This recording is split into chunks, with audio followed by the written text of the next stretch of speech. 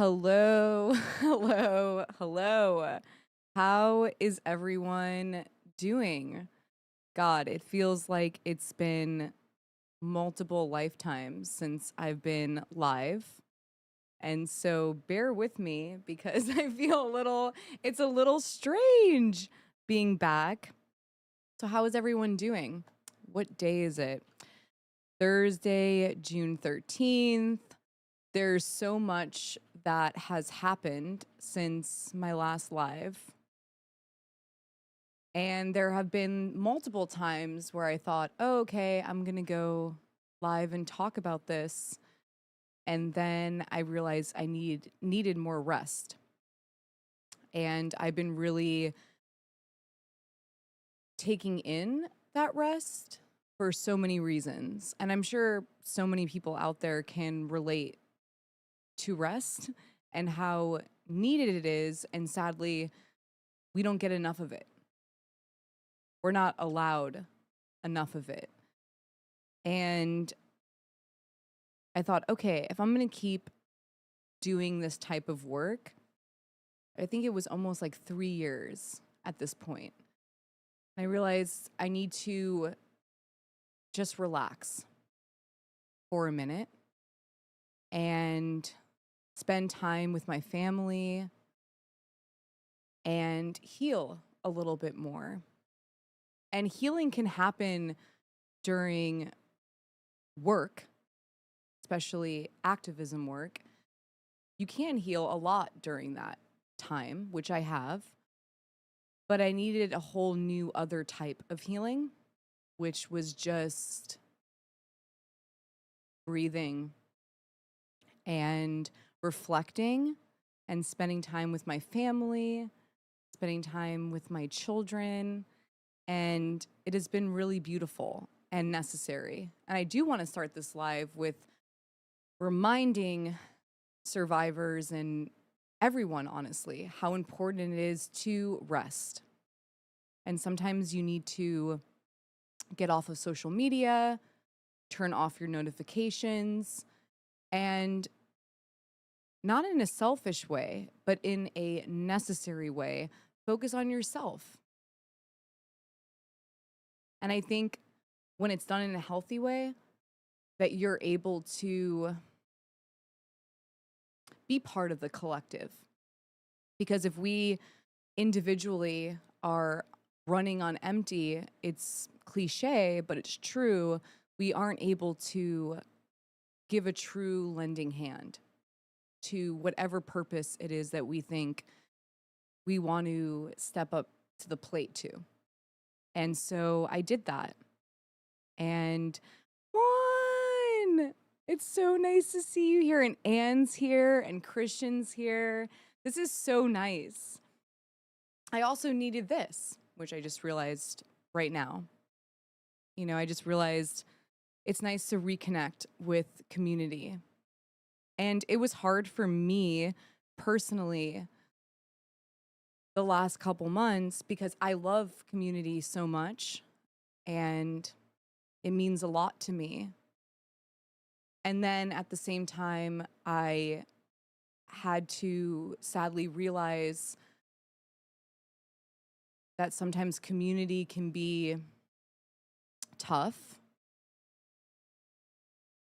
And those that you know that you are there for can end up hurting you the most.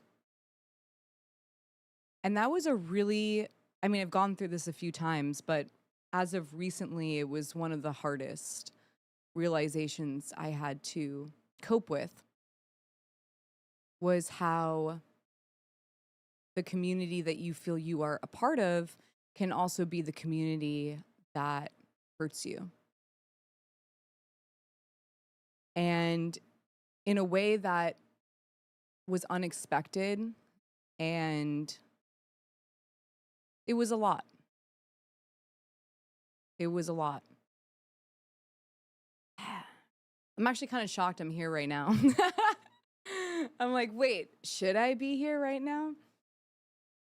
But I do know I'm supposed to be here right now. It's also important just because This is something that I care about deeply. For almost, 3 years now, showing up and birthing Eat Predators was one of the most liberating and most difficult creations I've ever had to do. And I really did it out of my heart. And it was also spontaneity. It started with one protest against Diplo, and it grew into this now. And I've gone through so many different versions of it thus far. Some reasons for it being external, and then some reasons for it being internal. But one of the things that I do want to touch on, because I feel like it right now, is I thought it was going to be more predators being against survivors thriving, against survivors using their voices, speaking up, and not only speaking up, but being hopefully successful at it. When it comes to being successful, I mean making a difference. And I had to learn during this whole journey that to do full-time activism work, you're either in a very privileged situation where you have, millions of dollars in your bank account and you're able to just dedicate your time towards activism. I'm not in that situation. So for me, doing it full time was a lot. It was a lot of time and energy that I had to dedicate. And then when I realized this really meant so much to me, it meant more to me than doing some things that I love, like some things that are more a monetary reward to it. I'm like, well, how am I going to do this full time and at the same time be able to take care of myself and take care of my children? That was a hard step during this whole entire journey. And so when I came onto YouTube, I thought, okay, this can be a space where I could hopefully bring community together and also hopefully educate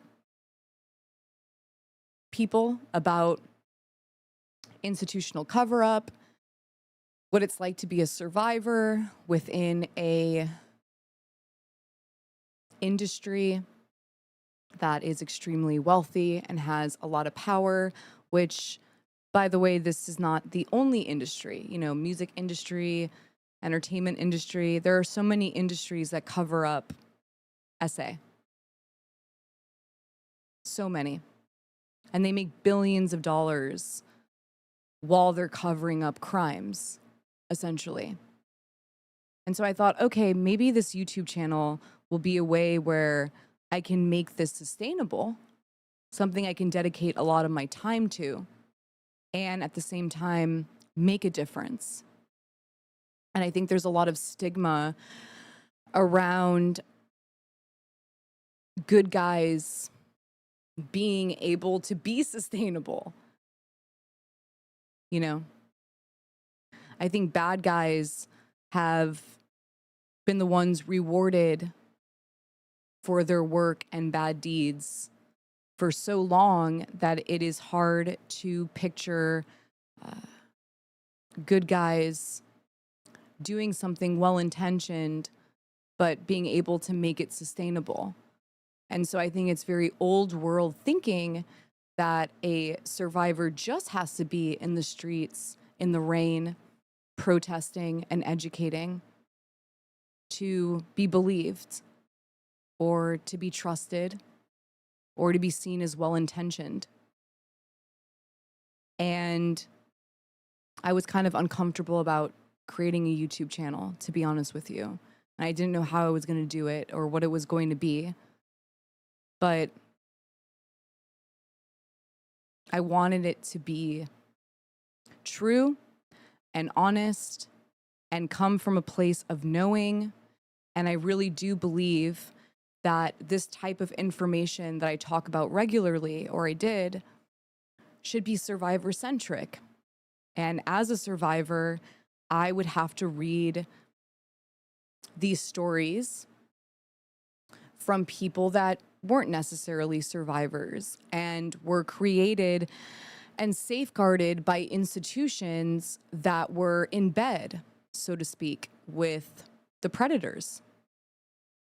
And because of legality reasons, they're taking out things, they're omitting things, and we don't get to hear the true story. And we don't not just get to hear the true story, but we don't understand the context and the underbelly of how these things happen. And most of the time, it is institutional. It's institutions being complicit in a lot of these sad stories that happen day in and day out. And I noticed that a lot of the media outlets were not only protecting, I think it's a little too simplified to say that they were protecting, you know, these major corporations like Warner Music or whatever it is. It's more that these crisis managers and these safeguards that are hired and easily accessible for these institutions are able to make it a lot harder for journalists, good journalists, to be able to really talk about and show what needs to be said. Out of fear, because they're still working under a corporation that doesn't want to be sued. And litigation is extremely expensive. You know, it's extremely expensive. And so even these corporations with tons of money, they don't want to spend their money that way. So how do we get this story out without making ourselves extremely liable? And as a survivor, that's what I would hear so many times from different survivors is I had enough, but they're afraid to mention this or mention that out of fear of liability. And so when I created the YouTube channel, I wanted to make a space where I'm not scared of the liability of the truth. I believe the truth has no liability. And when someone tries to make the truth liable, I say bring it on. Because I doubt that that litigation process would even get to the point of a discovery process, which is what all these corporations are fearing the most. And they know that the first couple months, at the very least, are more of a intimidation tactic and media coverage of, I sued them for this, you know, and I'm taking the reins on what this person is saying. But usually those things get thrown out of court. They DIE and they go away. But the impact remains, which is that person sued whoever for defamation. And even when it gets thrown out, people kind of forget about it. And after I saw that process so many times for survivors, I wanted to show no fear. And that's what Power to Survivors meant for me personally, was and is power. Power to Survivors! Power to Survivors! It's power. And I believe survivors do deserve power and feeling empowered. Because most of the time, there are so many individuals that hold that power over them. And so power to survivors doesn't mean power over, it means power inward. It means feeling empowered and feeling that you can speak the truth and take it on. Which, if we look at the budgets and how much money so many institutions have put into silencing survivors, why would they put so much money into that unless they realize the power of survivors speaking? And at first, you know, my first protest, it was believe survivors. And I do believe that. I think people should believe survivors. And though at the same time, I think more importantly, survivors need to feel empowered, and that the community needs to give power to the survivors to be able to go on a journey that is so re-traumatizing and intense. Let's say it's litigation or even just coming forward about what happened to you. These things, these admissions and revelations take so much energy. And I want survivors to feel that they have the power to do so. And it's a hard word to look at sometimes because usually people ABUSE power most of the time. And so our relationship to power is heavy. But nonetheless, I still think, no matter what, it's the word to choose for survivors. Because again, most of the time, someone is using power over them. And they deserve to know what it feels like to hold the power and to take your power back from people that have tried to take it away. I think it's important. But, you know, this is a dream of mine, and like many dreams, you awaken from it, and you realize that reality still exists. You know? You wake up and you're like, oh, we're still though here. And that's a really nice idea, but you know, how is that really going to play out? And I personally had to experience as of recent, or even a year ago, I made a few YouTube videos about what I experienced within the survivor community.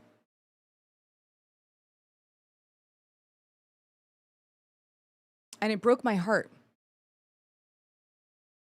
because I realized that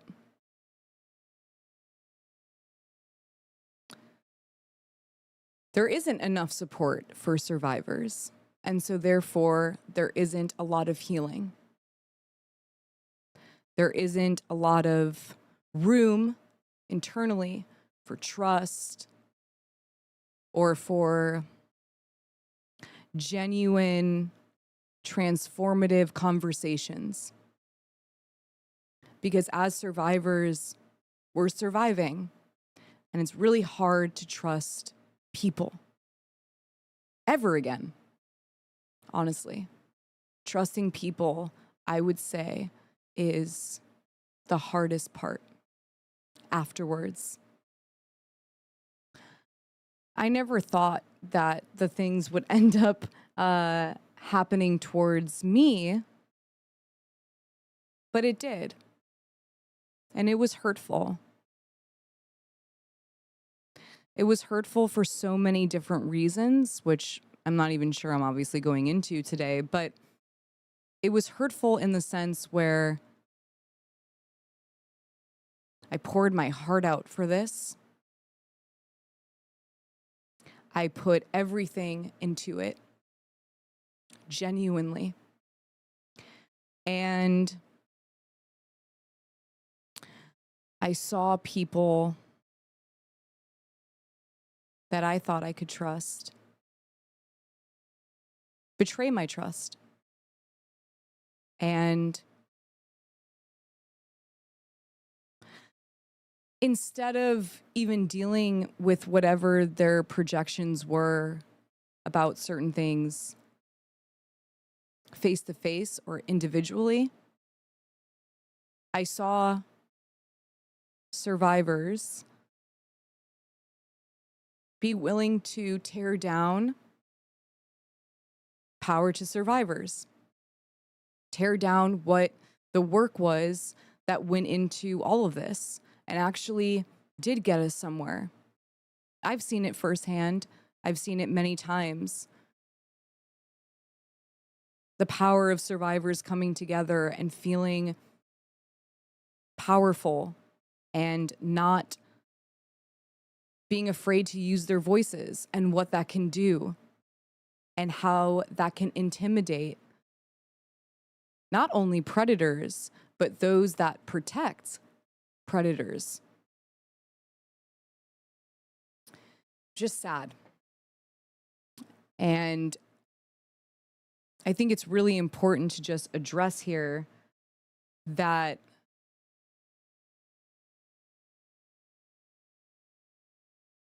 it's important to call out individuals that have either committed crimes or have done things to hurt people with receipts, with actual receipts. And then sometimes, you know, things don't necessarily have that, the receipts part, because predators can do things unwritten and privately. So I'm not discounting that. But I do think it's important to report on predatory behavior, even if it is happening within our own community. And that was a very hard thing for me to do, because at first I wanted to discuss what I'm discussing now, but I did it anonymously, where I protected the individuals that were causing harm, that stole money, etc. I wanted to protect survivors, but at the same time, I could no longer handle the bullying, the harassment, the stalking. I had to protect my child, and these things got very difficult to hold in. And I think it's important for the survivor community to understand that even survivors, yes, they can perpetuate ABUSE. They can be individuals that do not break the cycle. And I don't even want to sit here and like, it's not them to blame for that. I believe trauma and what was afflicted first onto them was what sparked this new pattern. And there is forgiveness there, or there should be, because I think all of us have done things or have said things that maybe we wouldn't have said or done if we didn't have this root impact of trauma placed within us.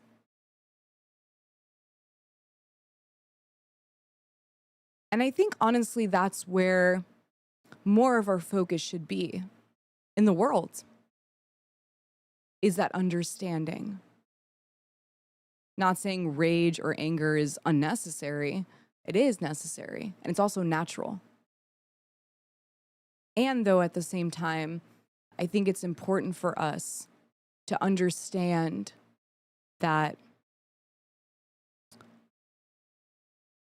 inflicting hurt onto another person comes from being hurt. It doesn't excuse behavior, but it at least allows us as a community to understand and not so easily personalize the experience of the pain that comes from being hurt by somebody. And that, again, does not erase accountability. That doesn't erase any of the things that should come along with having the conversation around being hurt by someone. I'm talking about the survivor community specifically right now.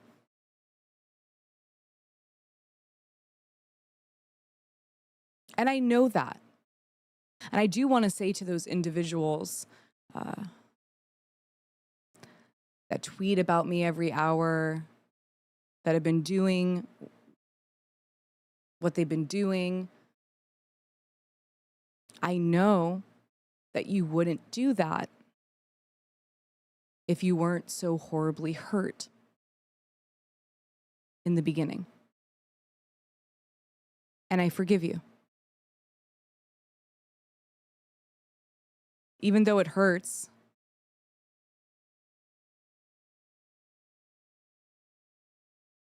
badly, I know that the way to break the cycle is to just forgive you.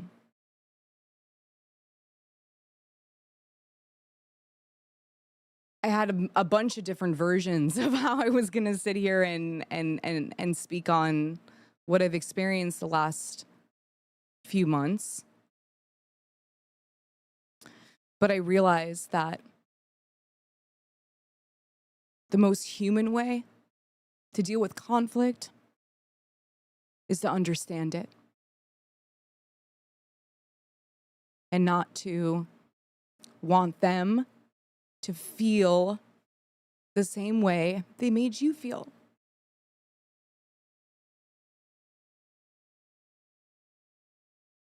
Feels better. Because otherwise, we're in the cycle. And I don't want to be in the cycle anymore. Personally. And I don't care to be right. I just care to be human at this point in my life. And I just want to understand and just continue to do the right thing, which is for me, eating predators and taking on predatory behavior in the entertainment industry and beyond. That is my personal mission, and I'm not going to be distracted by the cycle of ABUSC, because that is what will not fix the problem.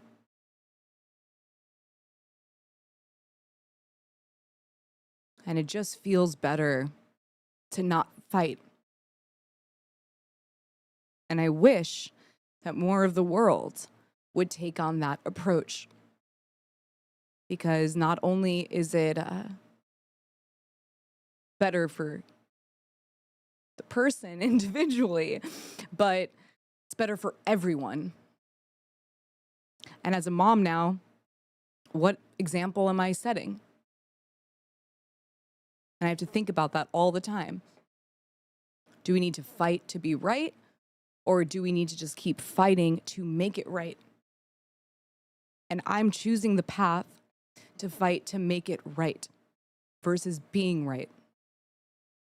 And so I know they're watching, and there are bigger issues than this to be fighting to make it right. So I'm not going to fight with you. I actually choose against that. And I think I'm making the right decision there. And it feels better. It feels better not to fight. It feels better to fight for what's right in the world than fight against each other. So I wanted to start this. Yeah? Oh, are there new members? Welcome new members. Sorry, I went on like I'm like, did I make sense? I hate when women ask that question. I really shouldn't do that anymore. But did I? I'm still gonna ask it. And welcome new members. And power to survivors. That felt a lot better not fighting. I recommend it. I highly recommend it. Okay, so, and please, just in the survivor community, if you don't get along with one another, remember to fight for what is right. We have such a bigger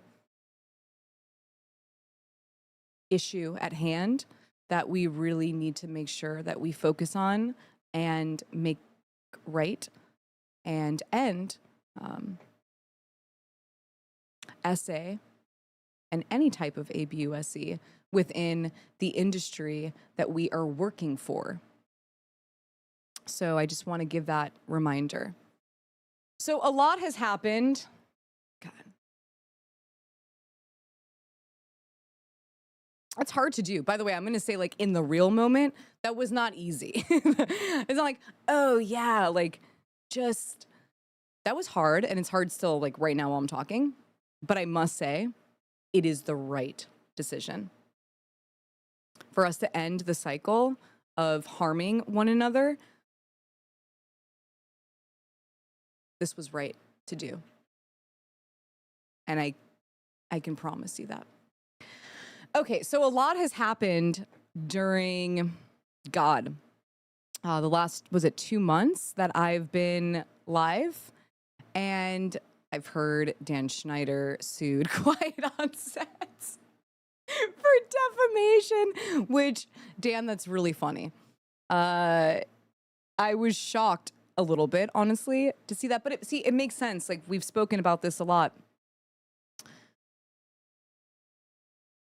And I'm not saying this is Dan, but I'm saying within the entertainment industry, and actually what I was talking about earlier, is when someone feels that they are losing power, they have to regain that power. And that is the unhealthy cycle and, yeah, I mean, honestly, cycle dimension of power, is that power can get addictive, and it becomes a sense of self, so that when anything takes even a little bit of power away from a person with power, they feel like they need to regain that power. And about to lose your job. You about to lose your job. Get this dance. You about to lose your job because you are detaining me for nothing. he didn't, Dan, though, he lost his job, right? I feel like Dan, like, does he have a job right now? I'm not sure. Maybe he's going to work for Boogie. What's his name? Maybe Boogie has a job for Team. Maybe he has a job for Dan. But I feel like, you know, Dan, that probably was a lot. And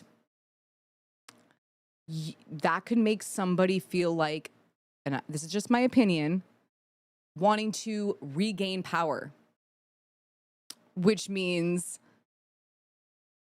sadly, in the patriarchal world, litigation. And it's not even just about the litigation, it's just about the news cycle that helps gain new type of traction and even out the playing fields. But the thing that I had the problem with the most when it came to Dan's lawsuit was they were showing your own footage. I never heard once anyone in that documentary, you know, say Dan Schneider is a predator. It was more about the predatory behavior that was sadly so easily happening under the guise of Nickelodeon. And then they would just show Dan Schneider's own footage, and that was kind of it. And then how people related to him or their experience with him, which I mean, I don't see Dan suing people individually. It seems like he wanted to sue the documentary for what he believes insinuated that he was a predator. But listen, you're not going to be insinuated as a predator if you... What's a nice way of doing this? And fair. If your footage was just the theme song of Zoe 101 credit score, I don't think there's any type of insinuation that people could make about you.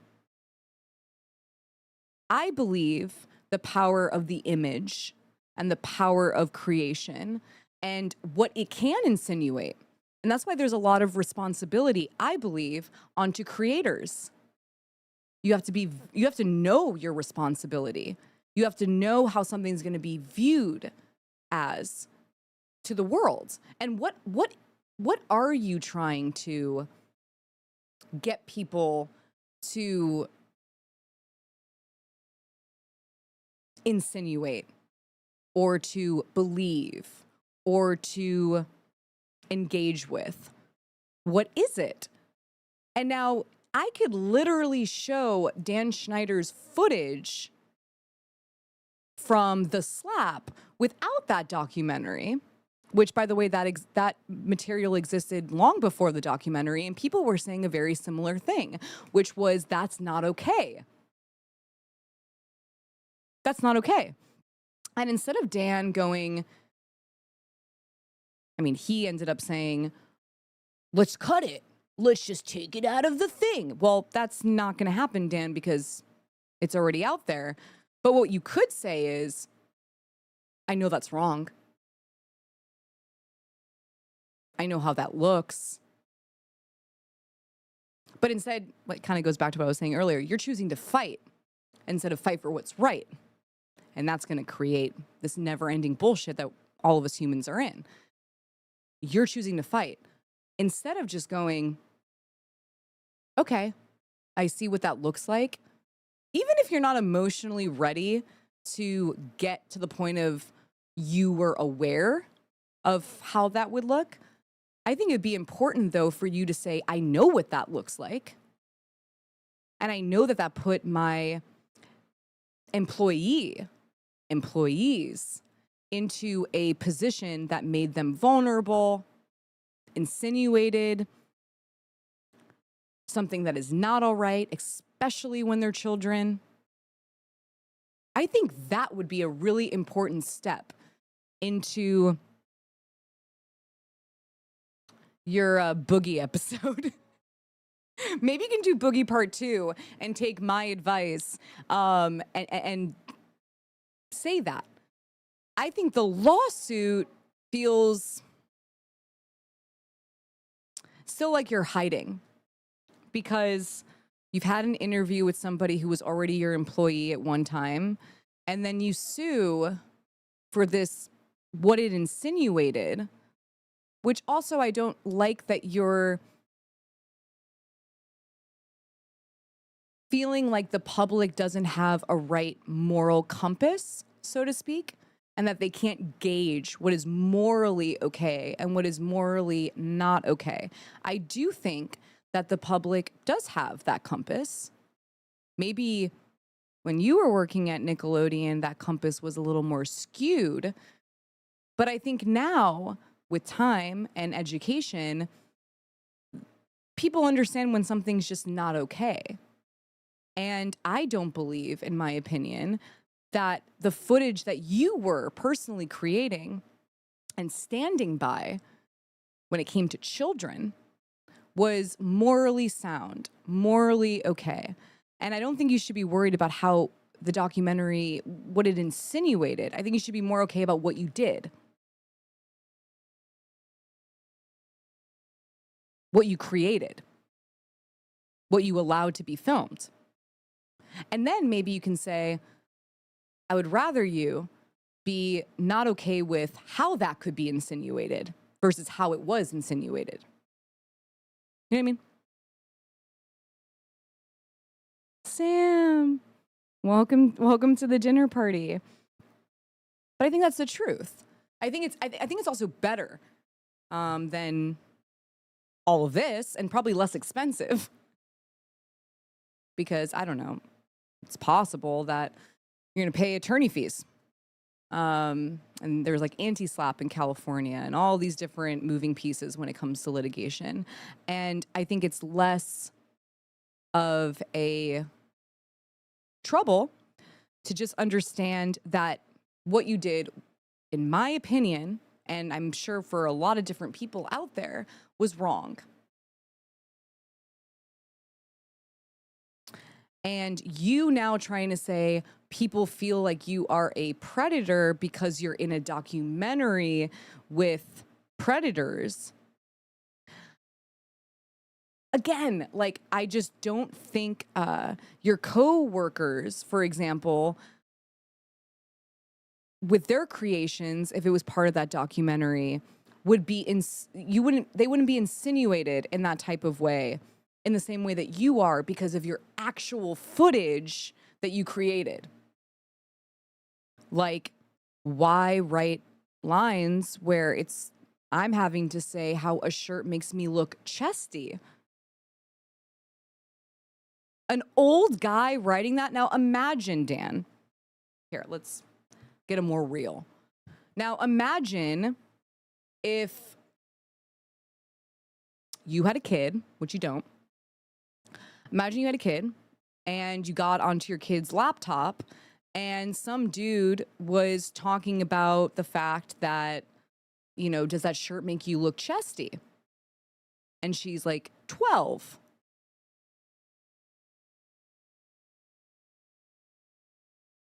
What does that feel like? What does that insinuate? I think it's actually more dangerous, in my opinion, to have that type of behavior broadcasted on a children's network. Well, no, it's dangerous for the kid as well. You get my point. As dangerous, more responsibility, that you are having people's brains think about a 12-year-old in a shirt that made her look chesty. That's fucking weird. What are you defending exactly? Where is the room, honestly? Where is the space to be able to navigate that is not unacceptable behavior? So I was kind of upset, to be honest, when I saw that he was suing Quiet on Set, even though I have my own opinions about Quiet on Set. Both can be true. Quiet on Set had its own issues. Dan suing Quiet on Set, that's his own beef, I guess, with Quiet on Set. And though at the same time, it's again, you're just like not taking accountability for what I believe, or I believed personally, was to be exploited by you as a child and to be treated poorly by you. And the fact that you held a certain amount of power, I saw how you held it. You held it poorly, and you still do. You didn't hold power well. You don't know what power is, honestly. It should be used in the right way, where it actually makes change. You are a hoarder of power, in my opinion, and you used it to inflict your power onto other people. And that's how I felt on set with you. Like, you just held this power, and then we all had to, like, bow to Dan Schneider. And then now you're kind of with the Boogie situation, there's the power dynamic again. And then you suing Quiet on Set, there's the power dynamic again. And you're not learning what the main issue is that I believe, if I was having a heart-to-heart with you, Dan, is that you don't know how to handle power. And you need a healthier relationship with it. And you need to admit that you did what you did that wasn't okay, in my opinion. And I really wish that for you, because then the rest of us can go and leave this behind in some type of way. including you. But suing quiet on set, you're just like, you didn't apologize to me. You didn't apologize still to really anyone. You said you were sorry in that video, but I didn't believe it. And I don't believe you are sorry. I believe you are using sorry as a way to look like a good guy. That's the worst kind of guy. You know? Don't use sorry as a way to manipulate other people. Sorry is powerful and it should be used properly. It means something. Shouldn't exploit that. So anyways, Dan Schneider sues quiet on set, defamation. What do we have here? What is the chat? How does everyone else feel about Dan Schneider being sued? I mean, Dan Schneider being sued. That'd be a day, right?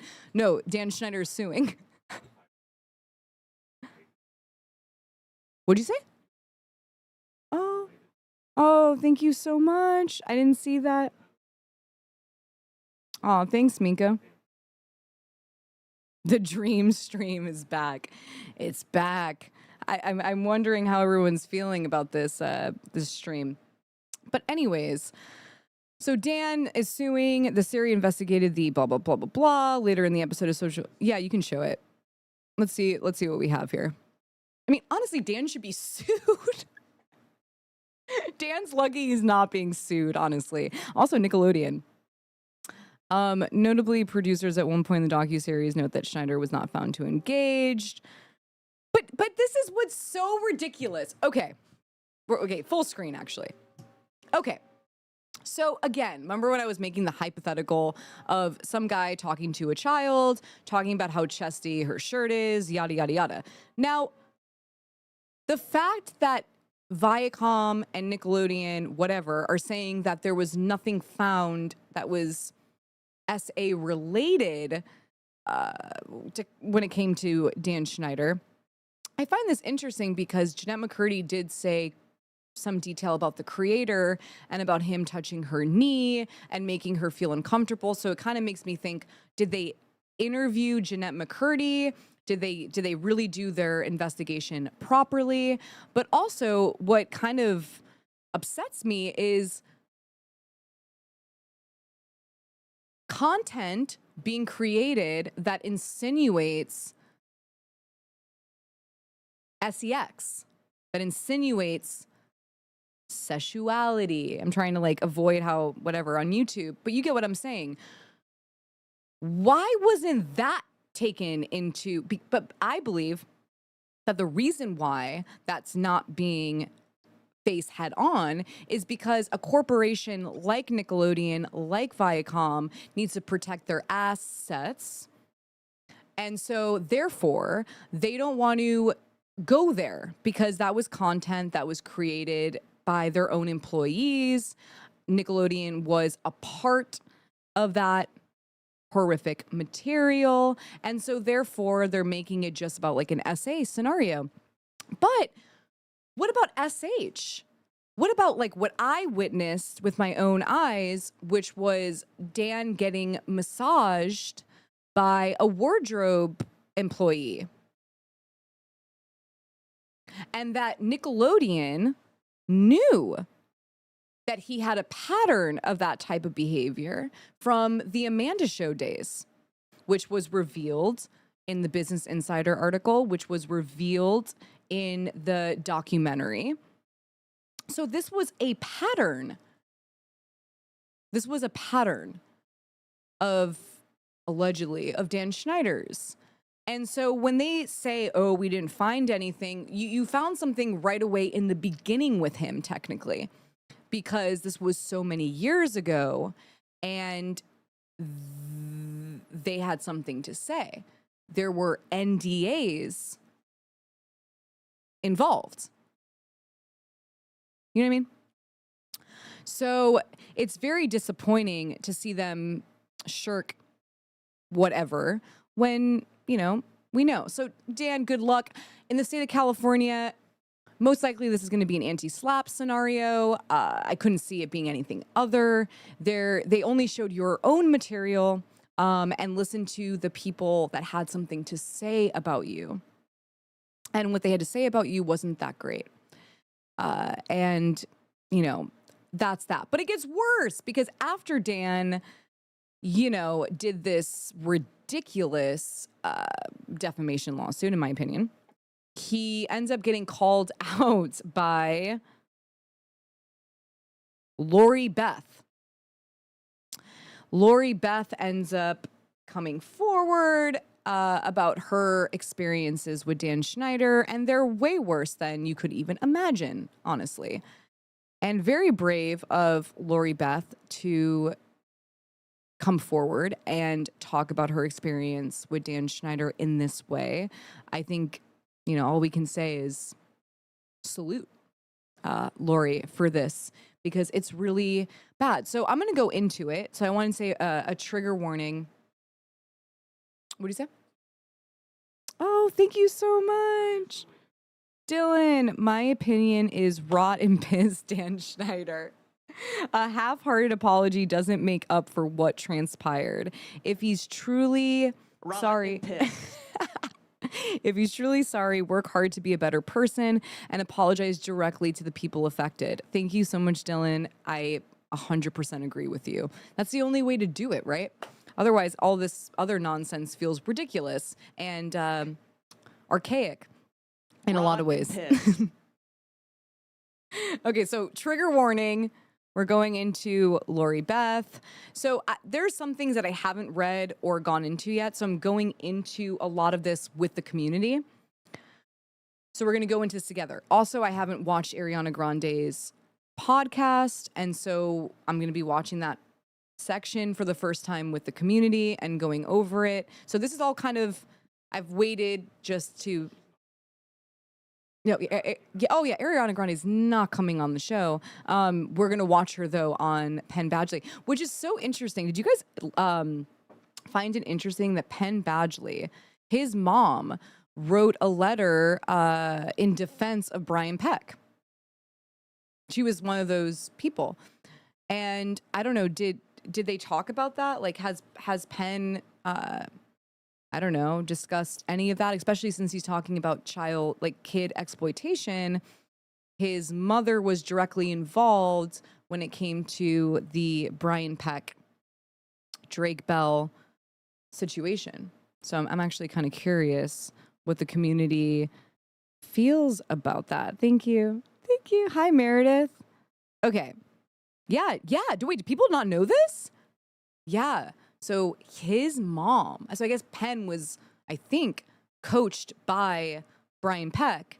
And so when Brian Peck was accused during the criminal trial hearing, his mom wrote a letter in defense.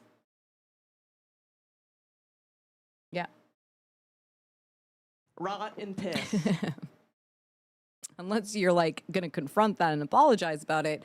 But I have a feeling that Penn did not mention this. So it's kind of weird and meta that they're having this conversation, but yet there's a bigger part of this underbelly of what they're discussing. Okay, so for now, let's go into Lori Beth, and then we'll go into the rest. So here's Lori Beth Denberg. Yeah, you can show it. All right, so here's Lori Beth. Let's see what she has to say. Okay, Lori Beth Denberg remembers Dan Schneider calling her into his office and telling her to shut the door. Never good. It was 1995, around Denberg's 19th birthday, and Nickelodeon's hit comedy show All That had recently wrapped its first season.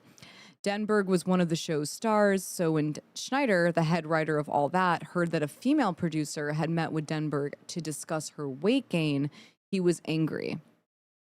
Schneider told Denberg that he should have been the one to have that conversation. After all, he understood what it was like to be overweight. At first, Denberg appreciated the support, but the conversation shifted. And before Denberg realized it, Schneider started showing her clips of corn on his computer. So this has also been kind of a pattern, allegedly, in the media when it comes to Dan Schneider, is this pornography that he would show. One of the allegations was to his writer staff, and now Lori is saying that she experienced it herself. Let's continue.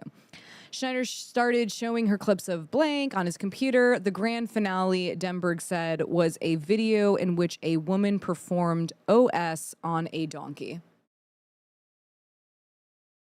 I'm sorry, what? I mean, that is just not what I was expecting. Not that I was expecting, you know, I'm always shocked, to be honest with you. But that is horrible. Wow. I feel like that is the first time he preyed on me, Denberg told Business Insider. During her 4 seasons starring in All That between 1994 and 1998, Denberg said Schneider put her in countless uncomfortable situations. She said he lashed out at her on set, played, again, corn for her on multiple occasions, and once initiated phone SCX. Denberg said that looking back, she's disturbed by the power imbalance between herself and Schneider, who was a decade older than Denberg and one of the most powerful people working on All That. Schneider built a children's television empire. We know, yada, yada, yada, yada, yada. We watch quiet on set. In a statement to Business Insider, Schneider, now 58, said Denberg's accusations are wildly exaggerated. But exaggerated, that's not saying it's wildly false or wildly untrue. Wildly exaggerated. So what was the donkey what was the donkey doing? You know, was it just a donkey video? How was the donkey video exaggerated? And who's telling you to make that statement? John?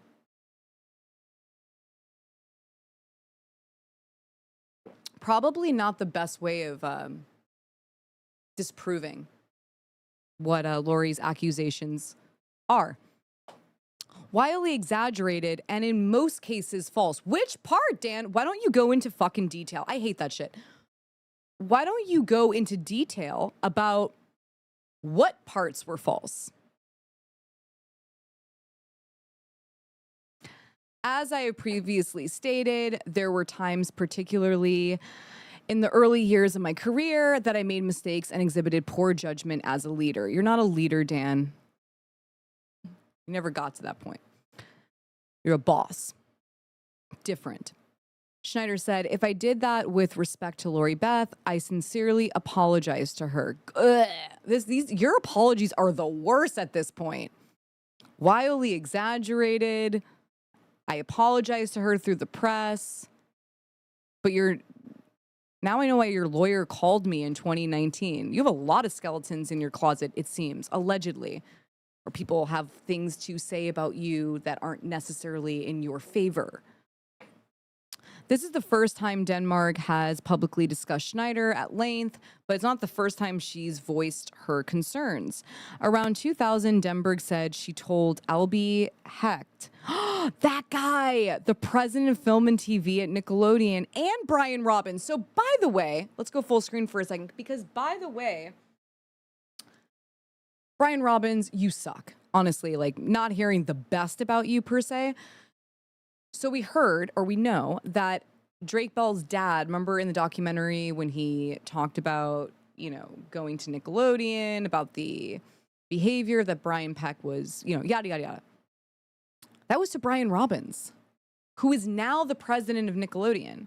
And so, you know, it's so interesting to see how this all works because, you know, Dan's no longer there, but Brian Robbins is now the president. And I would say all of the reboots when it comes to Paramount Plus and Nickelodeon in general is Dan Schneider's material, his content.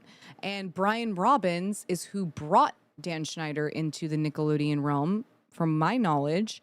And on top of that, you know, was around during the beginning of Dan Schneider's like upcoming into I guess, being a leader. I love that he calls himself a leader. A boss and a leader are two very different things. You can be a boss and not be a leader, and you can be a leader and not be a boss. So those are two different things. You should know as a writer. Okay, what do you say? That would be dope if all bosses were leaders. Exactly, Quiet. That would be. That be amazing. That's the kind of boss you do want. Dan, you were not a boss that was also a leader. Brian Robbins. Okay, so the co-creator of all that she was worried about how Schneider treated the actor Amanda Bynes. The young star appeared emaciated and exhausted on the set of The Amanda Show, which Schneider created and produced. According to Denberg and another person who worked at Nickelodeon, after she spoke with the executives, Denmark was barred from the set of The Amanda Show. Schneider was ultimately ousted from Nickelodeon in 2018 after an internal investigation found he would be verbally abusive, but Denberg said that Nickelodeon executives' failure to act more quickly forced actors and crew members to endure years of abuse and mistreatment at Schneider's hands. Nobody thinks it is their responsibility to protect the people working at Nickelodeon, Denberg said. Instead, higher-ups acts as if employees should thank them for the privilege, and it's just absolutely disgusting. Lori, I completely agree with you, and that is across the board when it comes to Hollywood and the entertainment industry. It is exactly that. No one wants it to be their responsibility, and I would actually go a step further to say that some of them that should be a part of this are also predatory as well. Denberg was a 17-year-old high school senior when she was cast in All That in 1994. She was ecstatic to book her first professional acting gig. Denberg moved to Orlando alone to film the first season. Off camera, she socialized with the crew and writers, including Schneider. Denberg felt more mature than her young co-stars and thought Schneider was someone who she could learn from, maybe even serve as a mentor. Oy. Denberg said her relationship with Schneider turned sexual when she was around only 19. She was 19 years old. Here she is. Oh, there she is. Wait, there he is, though. Oh my God, and Amanda. Wow, it's kind of a trip to think about how many years have passed. Okay. Power to survivor! Yeah. Power to survivor! Agreed. It started with frequent phone calls. Denberg said that they would regularly discuss topics, and once Schneider initiated phone sex. When All That filming moved from Orlando to Los Angeles in 1996, Denberg said she began spending late nights at Schneider's home, sometimes sleeping over. Wow. While they were not blank intimate during these sleepovers, Denberg said they would give each other massages. Wow, you know, it's so weird, Dan. Why is there always so many people mentioning massages? And I saw that. I saw it all the fucking time, honestly.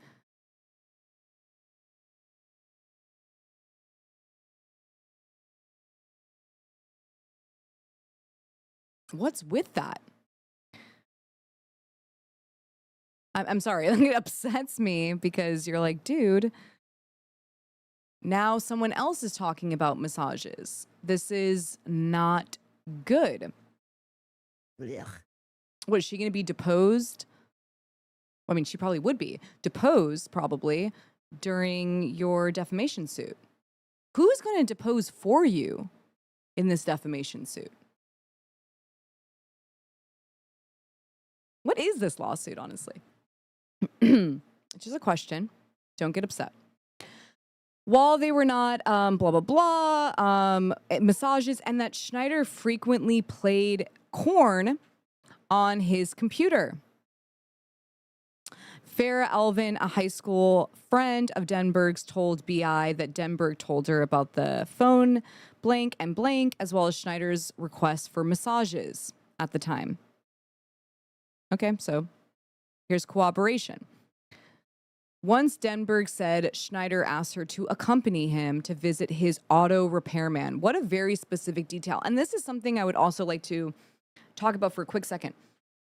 So when alleged predators defend themselves, oh, 20, thank you so much. Oh, thanks for being you. That's really sweet. CB Bread, is that what it says? Thank you so much. Thank you so much. So, like, what was I saying? Oh, yeah. So when alleged predators, you know, have their side of the story, so to speak, and talk about it, it's always very narrow, in my opinion, about how they describe it, which I'm sure their lawyers tell them not to say too much, yada, yada, yada. But nonetheless, it's very narrow. And usually when a person comes forward about their experience, it is very much in detail, like weird details, like things you would just never think of. It's not like a simple, oh, I met him at this party. Sometimes it is. I'm not saying it isn't. But a lot of the time it's very specific. And so to hear her saying here, his auto repairman, you know, you're like, well, where is that coming from? That seems like a very specific detail to her experience. Okay, so according to Denberg, Schneider had a GUN on him. Wait, can we show my screen? Wait, what the fuck? And then here we go with the GUN thing with the writer. Wasn't that Jack Salvador? Or sorry, am I saying his last name right? Yeah, Salvatore. Okay. He said about the GUN with Dan Schneider. And then here we go again. He had a GUN on him. When a police officer pulled over Schneider because of an issue with his car's tags, Schneider pushed his GUN to Denberg, she said. She hid the GUN under her skirt as Schneider chatted with the officer, what? Who recognized him from his role on the sitcom Head of the Class. Schneider, she said, then asked the officer if he had any children who watched Nickelodeon and might recognize. What? As my Adobe comes up for me to like pay my bill. Wait, what are you talking about? This is, wait, has anyone else known about this? This is pretty wild. This is, really? This is wild. Like, it's hot in here, but now it got hotter in here thinking about this horrific experience. This is very in detail and very bad. Yeah, it's insane. It is. Oh, thanks, Christian. You're so sweet. Denberg said her relationship with Schneider developed into a weird ABUSIVE friendship. One night when Denberg was around 20 or 21, she said things became physical. Denberg said they were watching Jeopardy! At Schneider's home and made a bet on who could get the most answers correct. The winner would get a massage. But when Denberg won, she said Schneider also fondled and put his mouth on her chest area. I can't say that on YouTube. So again, trigger warning. This is fucking nuts. I'm sorry. Are you quiet? Isn't this nuts? Yeah, this is pretty insane. This is like, I didn't expect this type of in-depth story to come out. This is pretty gross. Okay, at the time, Denberg did not necessarily see these interactions as inappropriate, telling herself she was older than 18. It's only in recent years that she started grappling with the power imbalance in these S encounters. She felt that if she refused Schneider, there was a possibility he would stop writing sketches for her or humiliate her on set. I mean, makes complete sense. He did humiliate people on set. I experienced it. I couldn't have been more green, Denberg said. I couldn't have been more vulnerable. Denberg said Schneider's outbursts became a problem on and off set. Once at dinner with writers and crew members, Denberg recalled Schneider's asking the group unprompted whether they ever noticed that Denberg's chest area were different sizes. Denberg, who was 18 or 19 at the time, said she responded by throwing a bread roll at Schneider, hoping to diffuse the situation. Wow, this is fucking disgusting. She said he screamed at her, yelling that his right eye was hanging on by a thread before storming out of the restaurant. Okay. He's sensitive too. It was one of those, we know, we got it with the lawsuit against Quiet on Set. Super sensitive. What is now hanging by a thread, Dan? Just curious. It was one of those turns that was just really upsetting and scary, she said. Everyone else seemed to completely blow it off. As all that progressed, Denberg said Schneider lashed out more frequently on set. If Denberg pushed back against Schneider, she said it became more and more of, I'm going to make your life miserable. I'm going to treat you as badly as I can. Schneider's digs could be subtle. Someone who worked on all that told BI that Schneider could be vindictive toward Denberg, sometimes adjusting scripts to humiliate her. Cute. This person and 3 others who worked with Schneider requested anonymity in order to speak freely without fear of professional repercussions. Their identities are known to BI. Once when Robbins wasn't on set, Schneider made Denberg wait more than an hour on the chilly soundstage, freezing and soaking wet, to film a sketch as Sweaty Woman.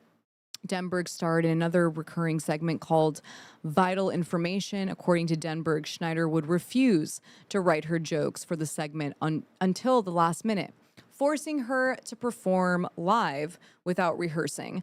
Denberg said it felt like a power play to purposefully upset her. I mean, this all seems like a pattern of what I remember Dan Schneider as, so whatever. Other times, Schneider exploded. Denberg said working with Schneider carried the threat that this big man might turn around to yell at you and attack you out of nowhere. Once Schneider wanted Denberg to adjust how she'd sung a song in a scene when she told him to talk to Robbins, the episode's director. She said Schneider snapped and said he would tell her anything I fucking want.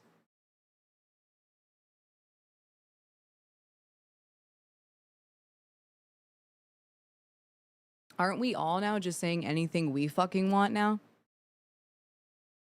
Dan?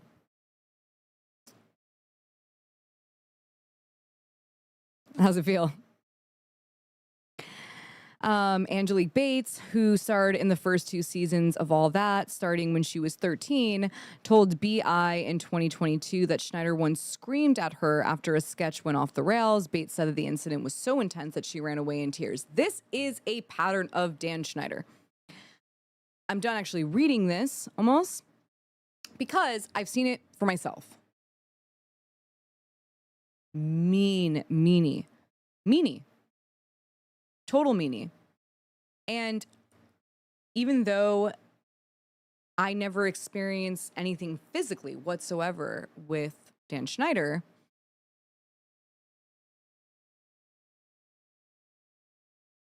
this type of behavior that he is being accused of is deeply concerning. Again, Dan, stop being so worried about how you are being insinuated and be more concerned about how your employees were being insinuated. What that was looking like for them. Massaging you, me, Jeanette, ARIANA Grande.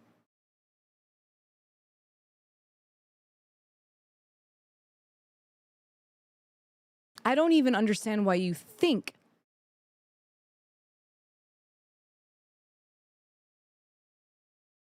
that you're the most important in this right now.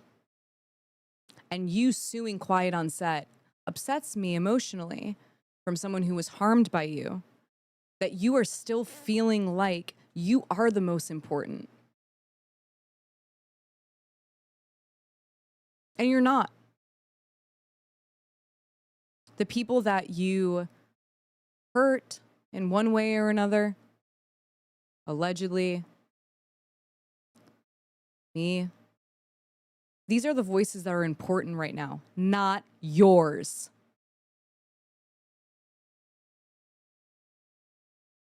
The only time your voice, in my opinion, is important is when you're genuinely saying sorry directly to the people that you hurt.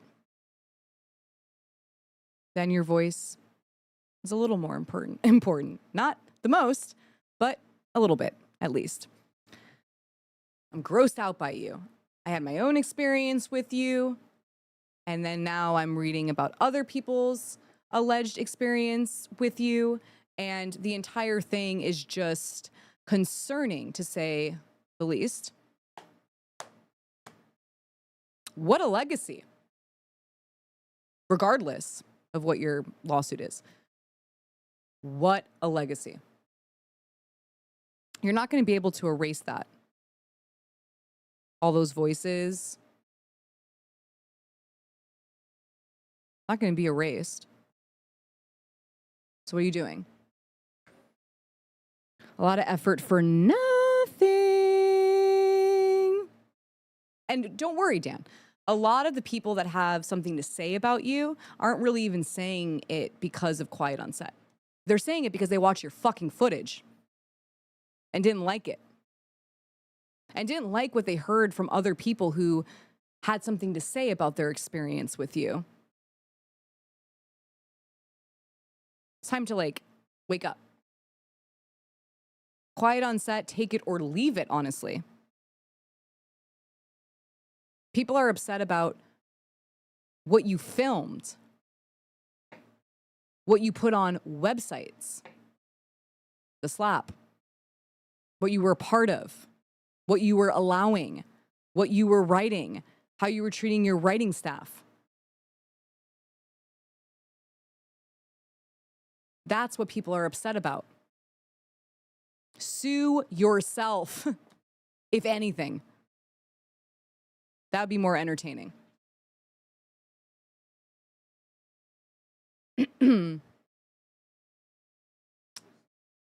Yeah, I see it.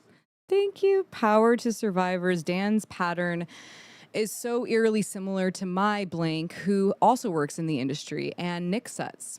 Sent you my story in EP email. Oh my God, I haven't seen this yet. I'll read it. Thank you so much for sharing. And they also really feel like they are also similar in their power dynamics. And Dan, this is, again, like, this is your own footage. This isn't like someone showed, you know, me spinning around the basketball court during season 1 of Zoe 101, and then them using that to come up with a conspiracy about how I spun around in what shorts. This is very horrific material that you were a part of. That was unacceptable behavior. And how people are viewing that or choosing to speak on it is their prerogative. Again, sue yourself. Right? Maybe you no longer trust your past self or whatever. You can sue them for some type of liability. But it's not, I don't think it's Quiet on Set. I think it's you.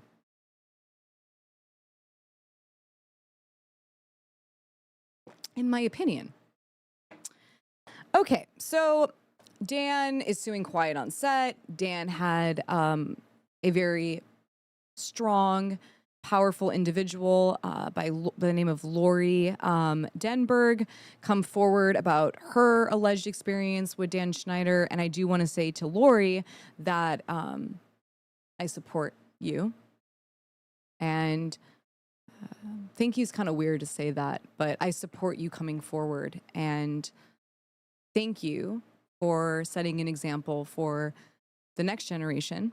As long, you know, also this generation, but even more so the next generation, on how to speak truth to power, regardless of the person who did that to you. So thank you, Lori. All right, so moving on to ARIANA. So moving on to ARIANA Grande. I haven't watched this yet, so let's like get settled in. What? Yeah. Oh, true. Let's put in theater mode. Okay. We're going to watch this conversation happen and discuss it. So here we go. Welcome to the Munchies. What was that like? Because again, this is, how old were you? 14? I was 14, and yeah, I flew out to audition with Liz Gillies for Victorious, and we were all very excited, and we got cast, and it was the best news we could hear. I mean, we were young performers who just wanted to do this with our lives more than anything, and yeah. Oh, wow. So she knew Liz before her being on the show. I didn't realize that. I didn't realize that her and Liz knew each other beforehand. Please say something in the chat about that. I had no idea. And we got to, and that was like so beautiful. I think we had some very special memories, and we feel so privileged to have been able to create those roles and be a part of something that was so special for a lot of young kids. I think we're reprocessing our relationship to it a little bit now, if that makes sense. Yeah, completely. What are your thoughts on child acting? Like, we've had different child actors on the show who feel differently. Some who are like, I would never let my kids, I don't think anyone should. And others who are open to it as long as there's like certain conditions on set. Okay, I just have a little bit of a problem, like pen.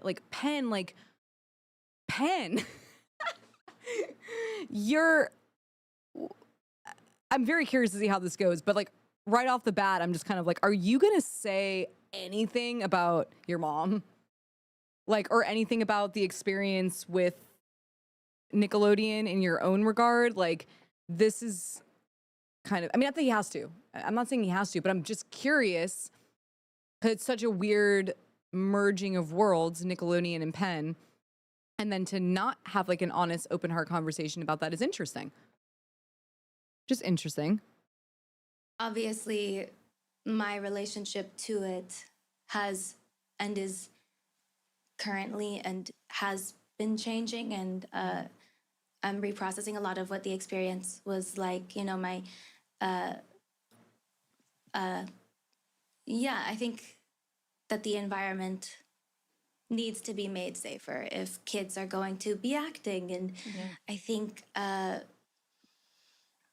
there should be therapists. I think there should be parents allowed to be wherever they want to be. Agreed. And I think Agreed. I completely agree with her. I think that a new standard when it comes to SAG after a union, that there should be a therapist on set at all times, in my opinion, on set at least Monday through Friday, because like 5 days out of the week, have a therapist that is hired by SAG, not hired by the network, and that if a child wants to go speak with someone, like, because you have to also remember, some of these children, it's not even about the network. Some are in bad situations with their parents. So you need to make sure that there is a safe space for them to go to, not even when it comes to the network, but when it comes to their own parents. And to have a confidential outlet, somebody who has to keep your information confidential unless it's obviously a serious crime, will feel safer for a child to express their feelings. And so I absolutely agree with her. I think that is something that is extremely necessary when it comes to not only children, honestly, on set. It would be nice if all adults had therapy, or at least paid for therapy. But for now, definitely the children should have a therapist on set at all times. I think not only on kids' sets, I think if anyone wants to do this, or music or anything, at the level of exposure that it means to be on TV or to do music with a major label or whatever, there should be in the contract something about therapy is mandatory twice a week or thrice a week or something like that. And I was actually talking to Max Martin about this the other day, because he was always such an amazing person to talk to about the stressful parts of what I was experiencing. Yeah. And he was just amazing. Yeah, and that's a whole other thing. So you might end up finding people on set that feel safe to speak to, and then you also might find people on set, though, that are not safe to speak to. And because you have no one safe to speak to, you could get held into a very vulnerable position, which I also experienced myself. And then I've also seen others experience where they're having an issue on set or they're feeling a specific way, and then they go up to an adult on set. That person's not to be trusted. And so what she said there was very poignant, because no matter what, you need someone to talk to. And I think that is for everyone in the world. This is not even about being on set. This is about when you're going through a hard time, even when we don't want to talk to anyone, we eventually want to talk to someone who feels safe and where we feel validated and where we can get whatever it is that we're feeling off of our mind or just off of our chest. And so it's very scary if these sets don't provide, or these industries in general don't provide safe spaces for people to go and, talk to, because it can leave them very vulnerable to maybe a predator or, somebody who is not a safe space for them to go talk to, like someone who is working for the network and is going to snitch on them. So I think it's very important what she said there. And it's true. Talking to someone is having a safe space to talk to someone, it makes a difference. But you have to be careful who you're talking to. The studio's idea of this is that it's supposed to be like HR. parents. Or Well, HR. HR as well, yeah. But the parents as well, especially for the kids. And there's issues with that in and of itself. Totally, because the children, the parents might not be trustworthy either. So it's like, we need to make a non-bias, central point, not hired by the network, confidential zone where children can go and feel safe to talk to. I think that's very important. Very. A lot of people don't have the support that they need to get through performing at that level at such a young age, but also dealing with some of the things that the survivors who've come forward, and there's not a word for how devastating that is to hear about. And so I think the environment just needs to be made a lot safer all around. And like I said, I'm still in real time processing my relationship to it. But yeah, the beautiful thing about it was that Liz and I got to fall in love with these characters that we created and learn what it feels like to be so in a character that you can't, separate yourself from it. And there were things like that. But Yeah, and that's another thing that I did speak about briefly with, I think it was Newsweek, where, when you're a child, there is a very, there's really not a separation between reality and your imagination. And so when kids are in this industry of make-believe land, where you're pretending to be a certain person or you're pretending to be in a specific experience, dynamic, it's very hard for a child, someone whose brain hasn't fully developed yet, to understand the difference between reality and make-believe. And so they can get so focused on the make-believe land that they're not even really understanding the reality of things or how they're impacting them. And those lines can get very blurred. And, that's another thing that when she just said that, yes, I understand kind of what she's saying in my own way, which is when you're so in the character that you're playing, you can get lost into it and you're not necessarily thinking about how the material that you are being given to perform could be harmful. You're just so in the character, that's why it's dangerous when it comes to children. yeah, the rest of it is still being worked on. Definitely. I think it's not just in Hollywood, and it's not just on like certain sets. It's undoubtedly true that anybody who's going to be a really professional, competent, experienced, technically like veteran performer by the time you're in your like 20s, you have to have been doing it for a long time. And I don't think there's anybody who's gotten there who hasn't experienced, you know, all these degrees of what you should and could call. Hold on. Sorry, am I like, hold on, nervous much? But he's saying that you have to be a veteran by the time you were 20, that you've had to have a lot of experience leading up to that.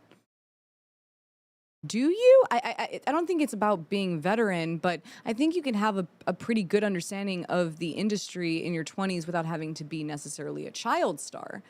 So I'm not really sure what he's saying there, but I find that kind of weird. Like, that's Penn Badgley. He was in Gossip Girl. He's in that show You on Netflix. Yeah. Yo, so his mom wrote a letter in defense of Brian Peck. Fucking crazy, right? So like, this is so weird to have them have this conversation when they actually are more closely intertwined. And I think it actually have a very powerful conversation if, and again, he doesn't have to open up to this, but I would personally not mind seeing that conversation where he's talking about his own experience knowing Brian Peck. Cause I think Brian Peck was his acting coach, which is so interesting. Correct. Exploitation, but as you're going through it, it's not just that one thing. There's a million layers to it. Right. And you can find, and as a person who then depends to some degree, not depends is not the right word, because I'm saying this for myself as well, like, the greatest burden and the greatest gift of my life is being a like high-level professional performer. You know what I mean? Like, What? I have some of the most spiritual moments of understanding and insight and mercy and compassion when I'm in the middle of it. He's like, when I'm playing a stalker that is a predator, I have the most understanding and compassion and mercy for predators. Sorry. Like, that's literally what I just heard. Because we have to remember, he plays a fucking predator on Netflix. Legit. And like create some type of compassion, mercy for a predator on Netflix. And in my opinion, I actually disagree with him. I think that might be a problem as well when it comes to acting. I don't think it's about finding mercy and compassion necessarily. Mercy is the wrong word. Maybe compassion. Mercy's debatable. Mercy's heavy. I don't know how many people deserve mercy when they're doing something extremely wrong and harmful to somebody.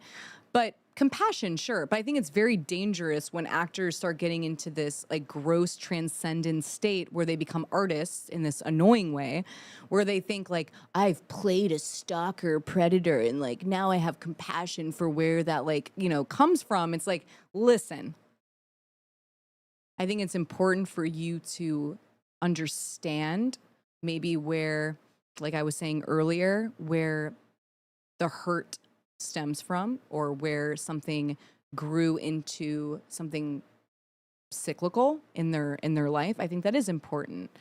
But I also think it's important for us to not create too much leniency when it comes to very bad behavior, right? When behavior is becoming unhealthy for the whole and for people within our community, that's extremely harmful here. Like stalking, you know, I have a stalker, people have stalkers, it's horrible. It's a very, like, your life changes forever, honestly. And so I don't think it's about having mercy per se, but it's about having some type of understanding as to maybe but still I think Netflix made him attractive. Like, sorry, I'm just gonna say it straight up. Like, he literally made himself like an attractive stalker. Like kind of like seductive, like the girls are kind of into him for being a stalker. And like, I don't know. I think there's some extremely problematic aspects to that show. That him sitting the seat, which I don't personally like when it comes to Hollywood, and I'm just gonna be honest because I try to be as honest as possible, is I don't like when artists sit on this high horse that their artistry is somehow above and beyond, like, I think even more spiritual work that can be being a doctor in fucking, you know, in Palestine right now. So when I hear him being like, the transcendent, you know, it's like, okay, it's a little bit of a red flag for me because I don't think actors are, you know, having that big of a spiritual transcendence in my personal opinion. Again, calm down a little bit. It's like, it's okay to say like, I have a connection to my work and it helps me, compassionate. But this is starting, he's like, I don't want to talk about Brian Peck. I don't want to talk about Brian Peck. I don't know. That's, you know, whatever. I'm going to. Mike, he put out a statement. I saw someone in the chat say that he put out a Wait, statement. he put out a statement about his mom? No, not about his mom. About Oh. About like people Him being a not- stalker in the show? Yeah, and people not like simping over him or the character, basically. That it's weird. Yeah. So just to. I know so many young girls watch that, and that's also a problem because you have to understand RAPE culture stems from also media teaching young boys, like, you know, she's hard to get. You know the statement, like, she's hard to get. The chase, those things. That's all RAPE culture, which is you're supposed to pursue something that doesn't want you. No. That's how you are going to get into a bad situation.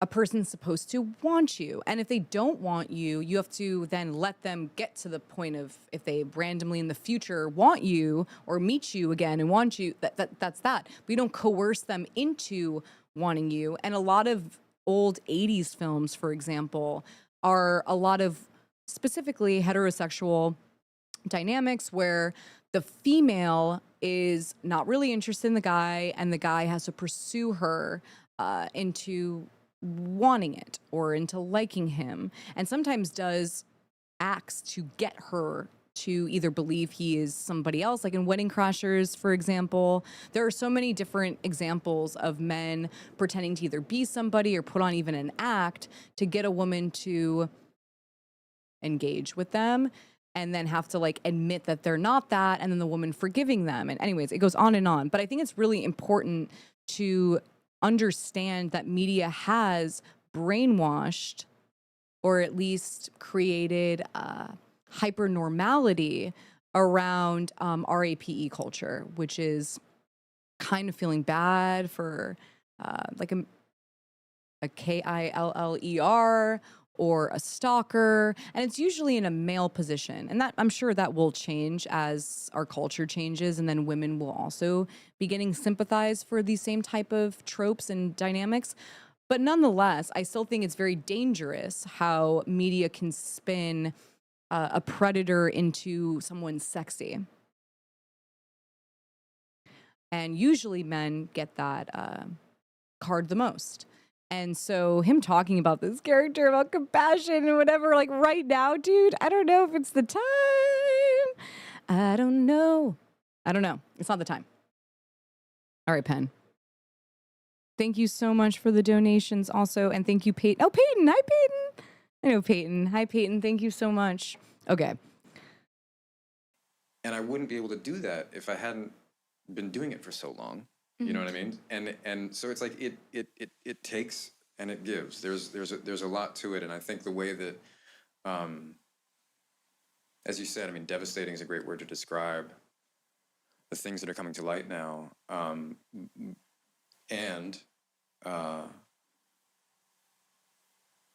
it doesn't mean that it was all. Where is he going with this? He is so nervous. It's amazing. Go, Penn. Let's go on. It's just like across the board a negative experience for everybody who's doing it, and I think that's a really complicated and strange. It changes truth it to a sit lot. with. Yeah.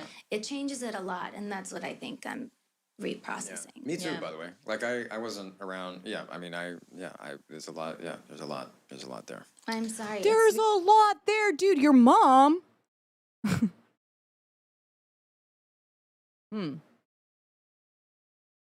And don't get upset. I'm not saying he has to, but like, you know, at the same time, this is pretty heavy, you know, like that is pretty intense for someone to write a letter in defense of a PDF file.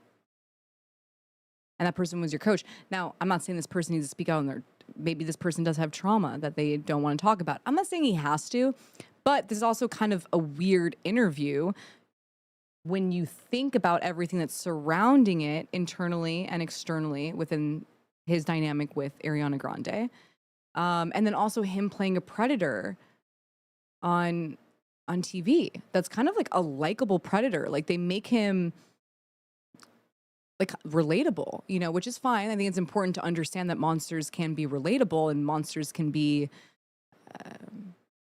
charming, you know, those things. I think it's important. But like this conversation just feels like it's lacking a lot of what I want to hear when it comes to Penn Badgley. Really tricky because also you and I, if I've gathered anything from our time together and from today, from just knowing you, it's we're so professional. So Yeah. I think it's kind of like in any work environment. I'm glad that this conversation is happening here and also in the world, because it's also just kind of a cultural shift Yes. that's happening Yeah. where it's not just actors and No, singers and whatever. If you ask anyone who's ever worked ever, if they've ever been sort of like, you know, dealt with a boss that had a really bad ego and temper and whatever, or if they've been sexually harassed or even assaulted, or it's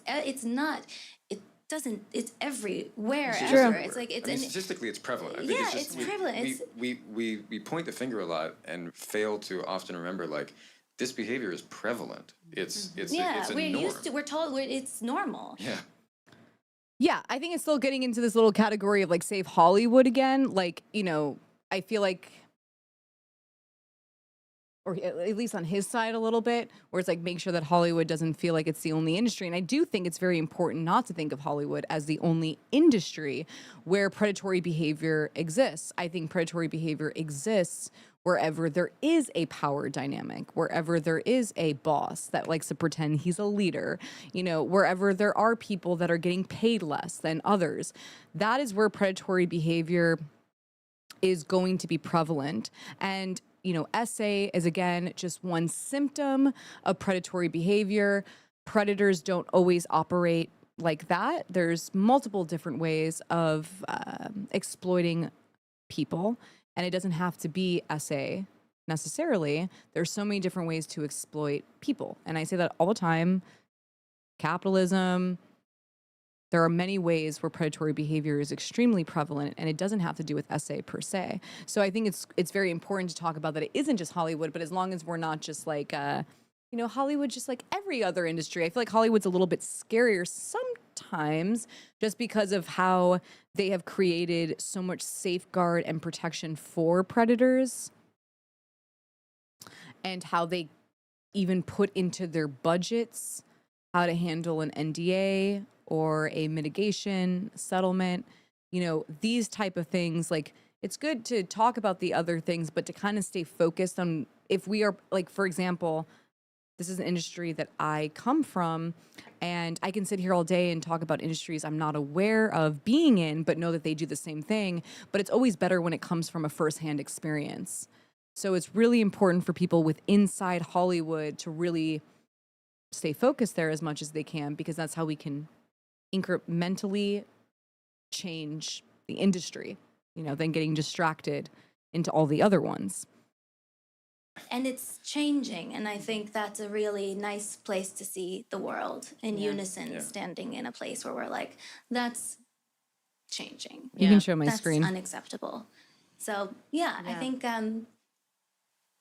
yes. One of my favorite quotes. I Sophie and Penn will agree with this. I have like a fire and brimstone personality too. Like I'm like, let the punish. What's the other part? Only exclusively. I'm like, I want people to be like punished. So anyway, this quote is very fire and brimstone, but I love it. But there's a quote that says, "Children are a trust which no community can neglect with impunity." And I think about that a lot. Like, what does that mean? Like, who's harmed when you neglect children? The children, but also the community. Totally. The adults that don't show appropriate behavior towards children. And I feel like what's worse in the film industry maybe, or more amplified, is like a spirit of adult behavior towards children. What I've gathered from She's awesome. First, everything she's saying right now is totally support everything she's saying right now. So good. a lot of our guests who started as children, is that there's like two phenomena that are common. One is like infantilizing people, treating people who aren't children like children, and then treating children like adults, like expecting adult behavior from them, or acting in ways, or like letting children be exposed to things that like they're not developmentally ready for. No, that's really, It's really well upsetting. put. yeah. And there's also a strange pattern that occurs where it's really taken advantage of how much it means to the young performer to get a laugh from Video Village. You're like, oh shit, like I'm doing something great. Like this is funny, this is good. And By the way, Video Village, we should say, is where all of the producers and the director are watching the monitors of like what's being captured. Yeah, and that's where Dan Schneider was getting massages from his wardrobe artist on the regular. And that's, again, like what he just said. You see how he said that's where directors and producers are all in this environment, which means someone like Dan himself, was doing that in front of other executives, which is why it's really important to talk about this, because they don't do it necessarily in private when they are a boss who thinks they're a leader. They do it in public around their coworkers and their superiors because they know that they can get away with it. Totally. Yeah, they're setting the standard and also flexing their power. Camera. Yeah. So it's interesting because I think that was, speaking specifically about our show, I think that was something that we were convinced was like the cool thing about us, is that like we pushed the envelope with our humor, and the innuendos were like, we were told and convinced as well that it was like the cool differentiation. And I don't know, I think it just all happened so quickly, and now looking back on some of the clips, I'm like, that's damn, like really? And oh the shit! Like if my daughter, you know, sorry to, you know, I just, you think about it, it's like if I had a daughter, it's like and the craziest part of that is like how many people have to approve it. Like when you start working in so television, many adults, so many 45 adults, adults at least. so many adults approved that. So it's like there's no spirit of responsibility towards children. Right. There's a spirit of like a bottom line, a There financial is a bottom line. You know. There's a bottom line, and then the things that weren't approved for the network were snuck onto like our website or whatever it was, and that is enough. You hear that?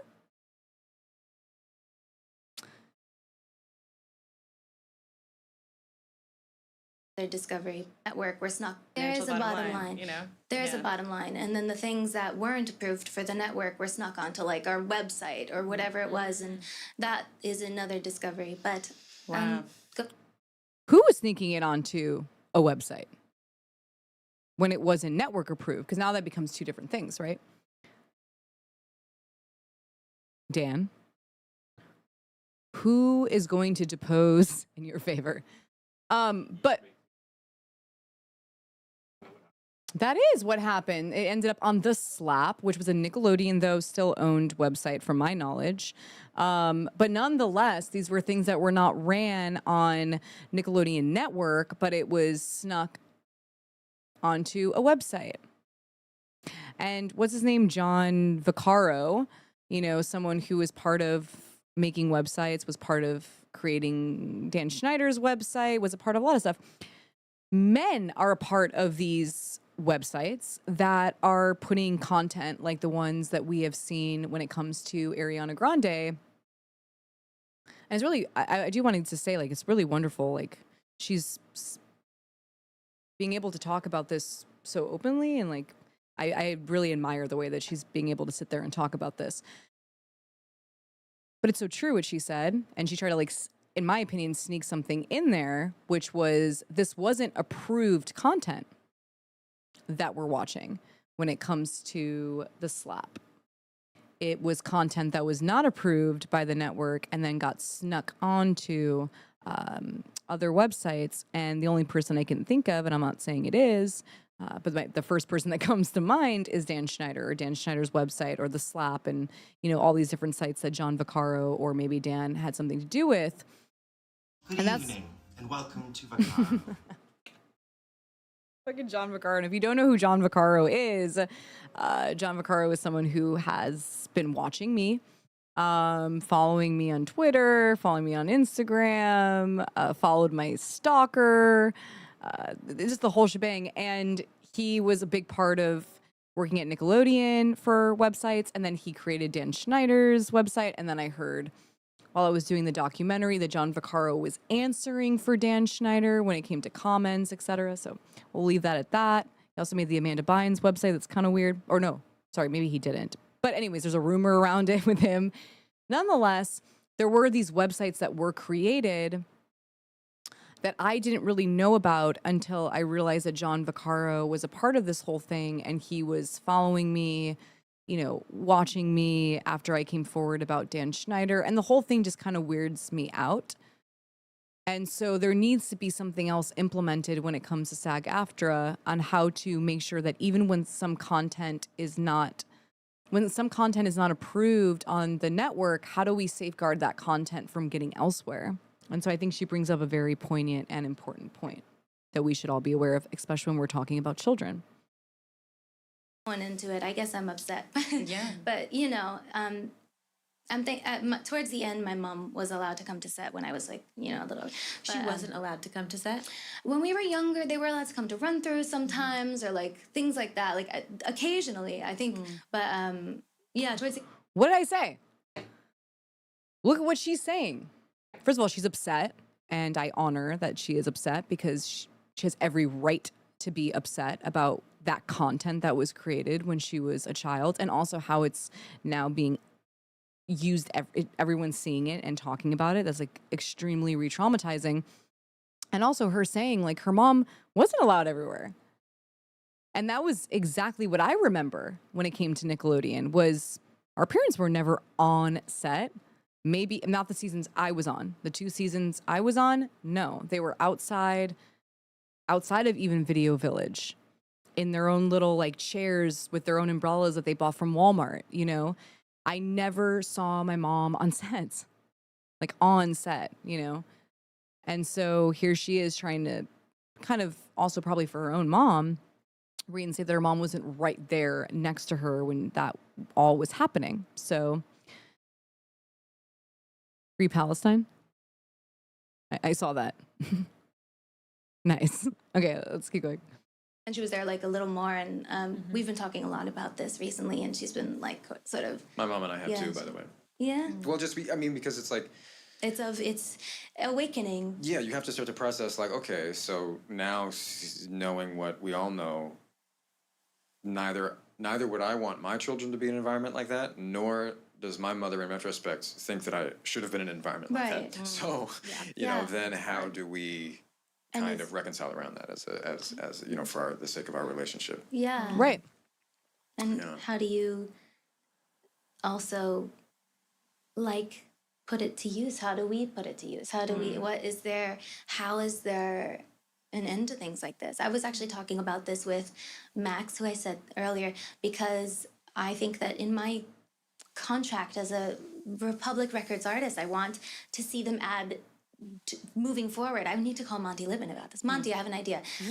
No, but I think it should be provided that if you're going to be doing this on this scale and your life is going to turn into something that you know it is. If she's talking about talking to somebody within the music industry, good luck. Because all those fuckers in the music industry are fucking worse than Dan Schneider, in my opinion. Not worse, maybe because we're talking about children here, but they might also have problems with children. My point is that the whole entire industry is infested with predatory behavior. So Monty, I don't know who Monty is, but I gotta look into Monty. I'm hoping Monty is chill. But from my experience, if we're talking about Republic or we're talking about the music industry, you know, sadly, there are so many female upcoming artists that have been silenced through record labels like Universal, Warner Music Group. You know, all of these labels have silenced, from what I've heard, to my knowledge, you know, countless women and boys. And we're learning that with P. Diddy, which I'll start I'll do an episode about all of that, because I do really want to go into that, because it's very important, because this is something that I've been talking about for a very long time. And, you know, the P. Diddy I don't even know what to call it, just awful. Now this is what the music industry is all about. Yeah, there he is. Hell, like legit hell. And it, you know, Cassie's lawsuit really broke open the conversation around how the music industry is complicit when it comes to silencing, SA when it comes to silencing survivors, complicit, the whole thing. And so I get a little bit nervous. I do believe that it would be very important for female artists in the industry to tell their higher-ups that these things need to be implemented into contracts. But unfortunately, there has been an incredible songwriter, activist by the name of Tiffany Red, who has been trying to get these record labels to just sign a safe music pledge, which basically means to safeguard against SA, ABUSC within the music industry, and none of them would sign it. None of them. And it's just a safeguarding pledge of harm, to not hurt people. And none of them would sign it, except the Recording Academy. But that was apparently before the accusations came out against them when it came to their whole horrible thing that they've had a legacy of allegedly doing with Neil Portnow and yada, yada, yada. But nonetheless, they signed, right? But no one else will. And this is very scary. It's almost like a thought experiment in itself when someone's just going around wanting companies to sign a pledge that no one, like, to make sure if someone is SA, that there is aid there to help them, that we're safeguarding against that, and that record labels don't want to sign something like that. You know, these are things that we have to be very nervous about. And as much as I want to believe someone like Ariana Grande can go to Monty Python, I'm kidding, Monty, and be like, you know, hey, this is something I'm concerned about, unless all of the women within that record label went on strike or something to make sure that was implemented, I really doubt Monty's going to put that much work into it, especially since I doubt Republic returned Tiffany Red's email about safeguarding against these things. And so, you know, there's still so much work to do. And, you know, I guess that's also a reason why I sat down today and wanted to at least go through all of this and also talk to the community again and maybe talk about some things that are very important about this work, which is we got to continue to fight for what's right and not necessarily always fighting about being right, and making sure that how we treat one another during this journey of ending predatory behavior, that we are telling the truth first and foremost, and that we are finding ways to communicate with one another that creates that change, and not only talks it, but that we walk it. And so I know I've spoken a lot during this live stream, and I'll go live maybe next week, and we'll go about Brian Freeman and P. Diddy and Lou Taylor I really want to talk about when it comes to her TriStar being involved in the P. Diddy lawsuit. And so next week I might be, you know, sitting down. But I really appreciate all of you watching today and creating space, a safe space for all of us to talk about these heavy topics. And I just hope that all of you are kind to one another. And that's really honestly it, and protect one another. And until then, I will see you next time.